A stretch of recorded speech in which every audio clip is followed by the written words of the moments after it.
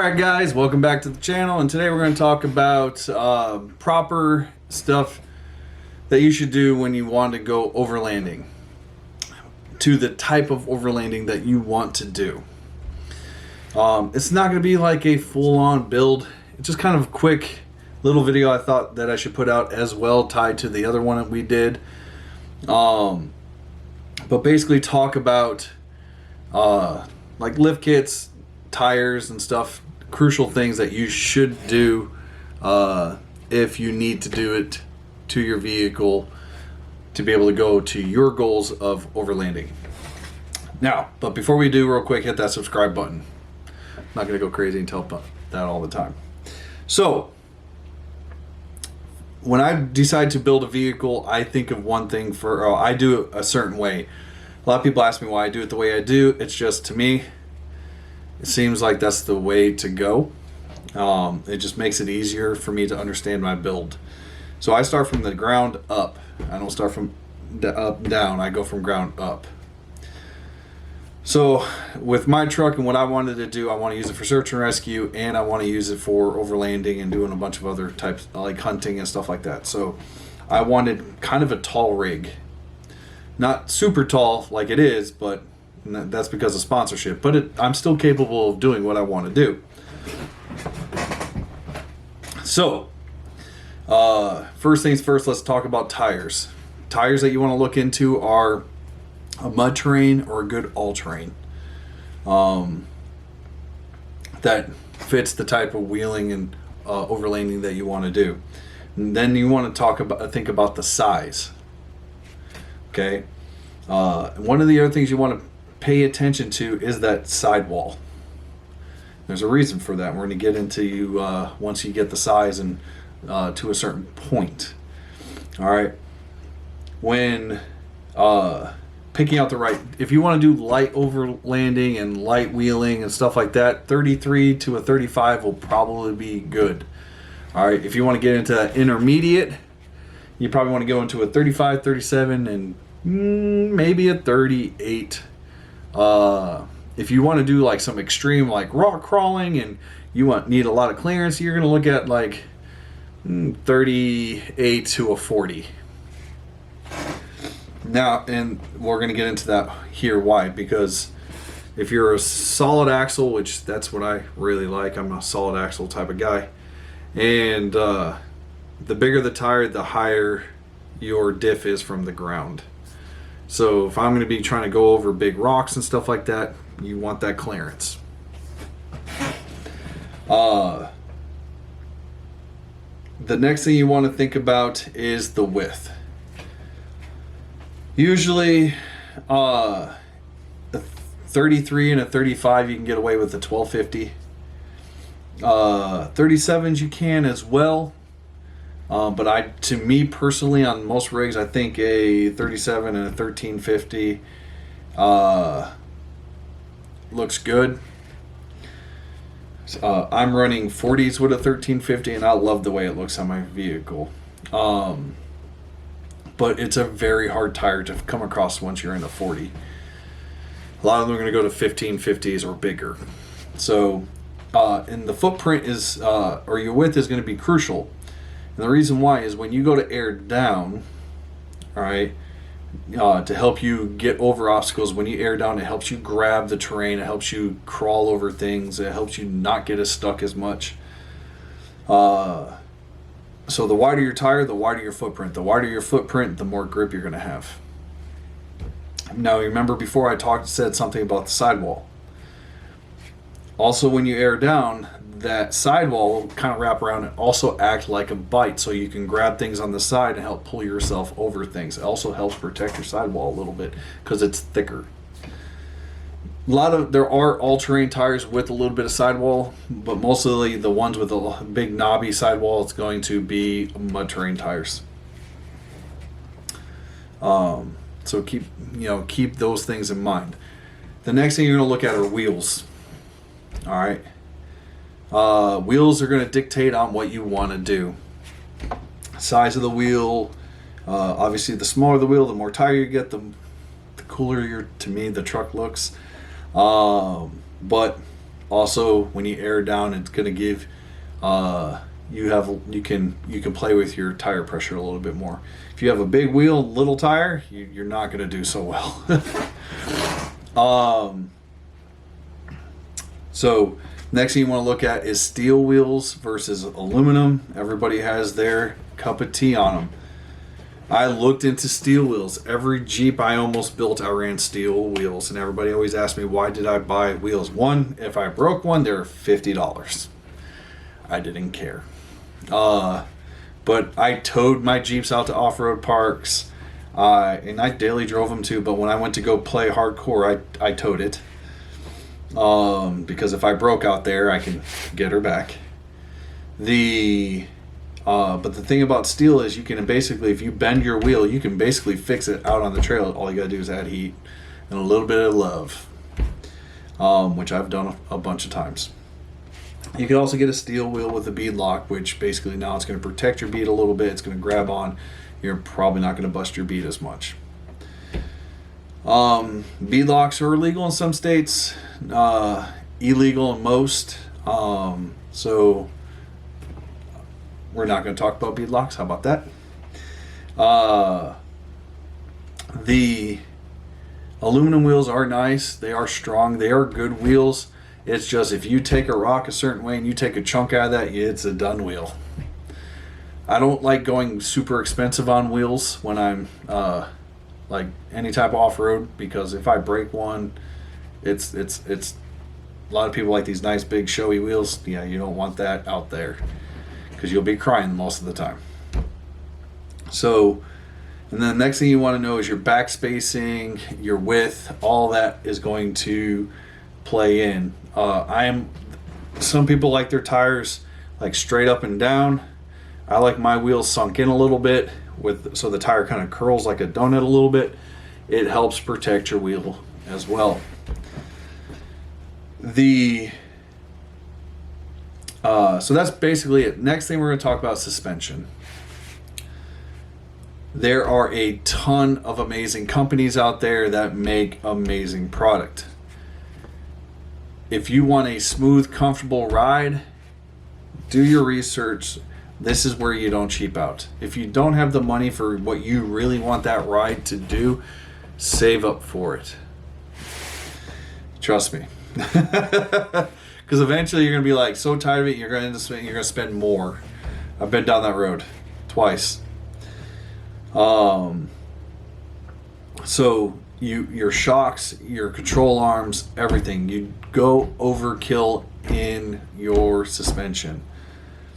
I go by saying, go big or go home. And it shows in my suspensions. So on my Jeeps, I always ran 1 ton. Basically, if I can get a heavy duty 1 ton, track bar, anything for whatever, it's on there. I do a lot of research on all my control arms. I do research on, drive shafts, because if you go a certain height, you have to start changing all that stuff out. So, these are things you want to take in consideration. And if you have to change out a drive shaft, by the way, a lot of people don't know this, usually you have to lift the vehicle and then measure from your transfer case down to your axle. You can't do that until you lift it. So that means you'll be down and out without a vehicle for most of the time when you're building, lifts and stuff like that. Like, they were worried when I lifted my truck that I might have to put a newer drive shaft in.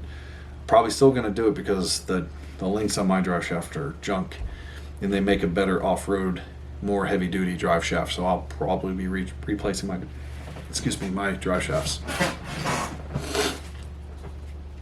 So, but you don't cheap out here. Also, look into things where some lift like I ran into this problem. I'm just sharing this experience with.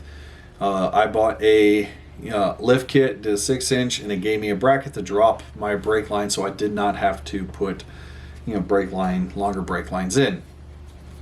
I am now going to be putting in longer brake lines because when I turn off-road, when I'm off-roading, my passenger tire, passenger side tire, grabbed my brake line bracket and almost ripped my brake lines out off in the middle of the trail. Luckily, I heard it and stopped, so now I can't make a sharp turn driver's side.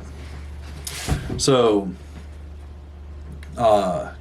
it's sometimes easier just to go, even though they come with that brake line bracket, all right, to come in and get just get longer brake lines.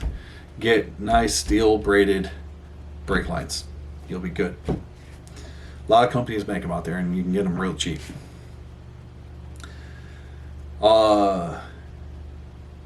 Dual steering stabilizers helps. You know, that famous wet death wobble in like Jeeps and stuff like that. I even think Fords get them a lot.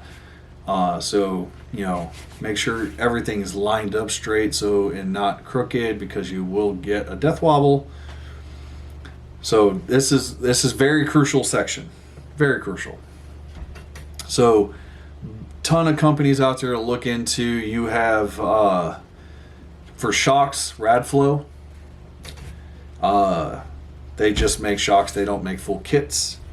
They specialize in mostly like off-road racing world and stuff like that. They're really big in. They're now venturing in doing more like rock crawlers and overland rigs, and overall just starting to make more product for more things. That's who is under my truck, and my truck rides like a cloud, like you're driving on a cloud. I love it. The another company out there is Carly Suspension, really good company. Their product is, you know, if you go to their product, you're getting everything for your rig. You can't take things outside from what they told me and put it in and like mix their stuff up. Everything is programmed and built for their kits. What's another one out there? BDS. You got Fox. You got Terraflex. You got Kings. There's just a ton of them out there. So do your research. Find what works best. Communicate with people. You know, say, hey, you know, I'm going to be building this. This is what I want to do. What do you recommend? All right, and make sure that they actually do what you do and what you want to do, because again, they might just say, I love this, you know, but it might not feel the same on what you're going to do. So do a lot of research when it comes to suspension. Like I said, I can't stress enough, suspension is everything. So, but you don't need to, you don't need to lift your vehicle. You could sometimes just get away if you're just doing light overlanding. You know, you get away with, you know, your stock trucks, because they're built to be able to do, you know, like light stuff. It's when you start wanting to get into like going into severe remote places. A couple other things to look into are bumpers and recovery gear. If you're going to run a rooftop tent, then obviously you need to look at a rack. But if you're not going to, you're going to ground camp and do all this stuff like that, then you don't need a rack. Just pack accordingly. So, but when you really want to go out and play and go overlanding, those are the crucial things. If you cheap out or you don't get the right product, you don't get the right setup, you're most likely going to break, and then you're going to be stranded. Oh, and comms. You need comms. Some way, if you're going somewhere you're not going to have cell phone reception, and if you're going somewhere and you're going to be by yourself, right, tell somebody where you're going to be. You know, if you're traveling through an area, tell them where your start point is, where your end point is, and if it's a long trip, tell them where you plan on stopping and the route you are taking. If you're on that route, right, and you need to veer off it, if you have cell phone reception, make sure you tell somebody that. You know, always keep, you know, somebody aware. And if you're going in a group, all right, and you're going somewhere and it's, you know, iffy, even though you're in a group, I was just on a trip. I called and told my girlfriend where I was going to be, So if anything was to happen, you know, and we all got stranded and no cell phone reception, at least, and I told her I'd check in by a certain time. So if I didn't check in, she needed to start worrying. So comms is crucial. They also make antennas. WeBoost makes one. There's a couple companies out there. I run a WeBoost that helps boost your cell phone reception when you're up there. But if you have 0 bars out there, I don't think it does very well. So I haven't yet to try that part yet. I just got it. So, but suspension, tires are everything. Because if they break, you're stuck. Unless you have a spare. But all right, guys, I'm beat. Had a long day, so I'm gonna call it, and I'll see you guys soon. And I think that's it for this little series. I said it was gonna be like a 2 video, possibly 3. I am gonna break down, like, eventually get to parts where we could talk about, like, breakdown of recovery gear, breakdown of, like, type of lights, not brands, the difference between them, like different type of lights, why certain light patterns are picked, and I'll even use my truck because I have, like, my bar across has different lights on each one, and why I picked the pattern that I did and the colors I did. We'll get into all that. It's not a crucial thing for you to get started into overlanding. These are the crucial things I feel like you should know before you go out and start overlanding, and think about. Can you just hop in a brand new car and go? You physically can. But just remember, some vehicles are not built for what you might want to do. So that's why we did the first video and talked about payload and talked about all those other things. So until next time, guys, I'll see you soon. And you all have a good, what is today? Wednesday? Rest of your week.